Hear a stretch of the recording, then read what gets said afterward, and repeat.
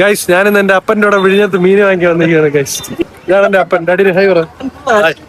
ഇവിടെ കിച്ചുണ്ട്, എന്റെ ബ്രോ ഉണ്ട്. പിന്നെ എന്ത് മീൻ കിട്ടും നമുക്ക് നോക്കാം. കുറെ നാളായി മീൻ മേടിക്കാൻ വന്നിട്ട് നമുക്ക് നോക്കാം എന്ത് മീൻ കിട്ടുമെന്ന്.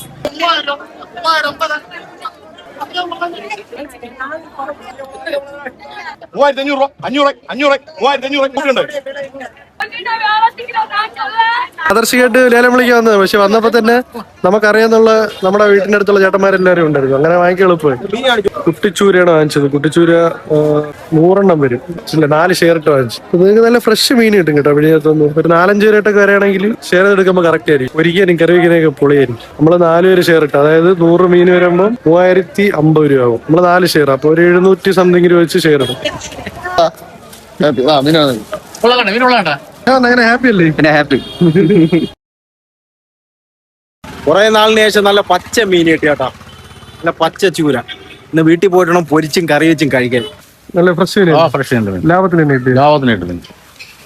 വീട്ടിൽ ഒരുപാട് പേരുണ്ട്.